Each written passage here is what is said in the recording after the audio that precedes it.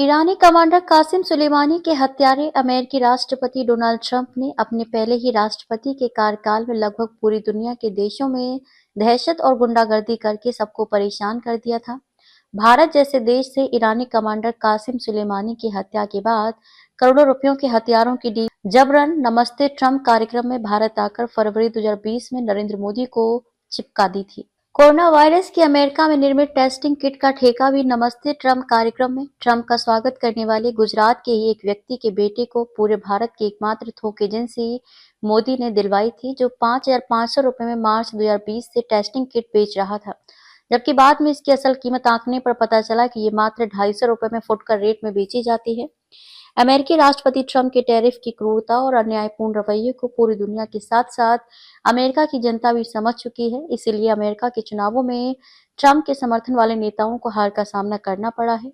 इन तीनों नेताओं को अमेरिका में ऐसे समय में जीत मिली है जब डेमोक्रेटिक पार्टी लगातार चुनावी झटकों का सामना कर रही थी।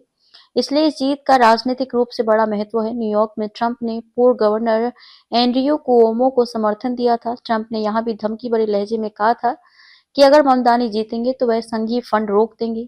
वर्जीनिया समेत कई राज्यों में आधे से ज्यादा मतदाताओं ने कहा कि उनका वोट ट्रंप की नीतियों के खिलाफ संदेश देने के लिए था। खासकर टैरिफ और आव्रजन नीति का विरोध है। ये फिलहाल भारतीय मूल के 3 नेताओं की जीत ने सियासी माहौल बदल दिया है और रिपब्लिकन पार्टी की गति को स्थिर कर दिया है।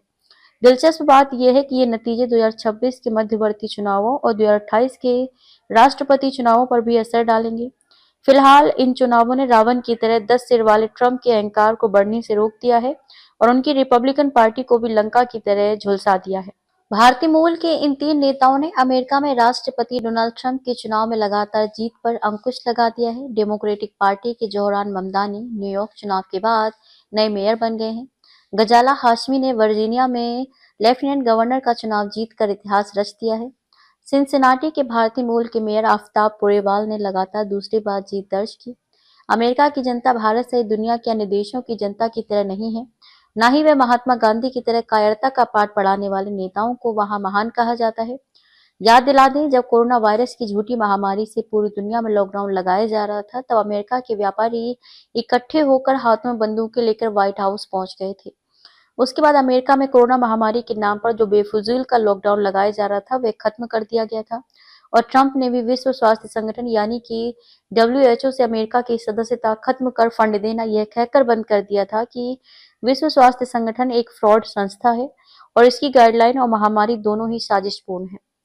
हमारी सैनिक गर्जना समाचार पत्र की विशेष खबर, विश्व स्वास्थ्य संगठन यानी कि WHO के कोरोना मरीजों के आंकड़े नकली और फर्जी हैं, प्रकाशित होने के बाद उस दिन शाम को विश्व स्वास्थ्य संगठन के अध्यक्ष टेड्रोस ने प्रेस वार्ता कर ये जानकारी सार्वजनिक कराई थी कि शुरुआती दौर से ही उनको जो कोरोना मरीजों के आंकड़े विश्व के देशों से भेजे जा रहे हैं वो गलत हो सकते हैं, क्योंकि उनके कार्यालय के कंप्यूटर शुरू से ही हैक हो रहे हैं।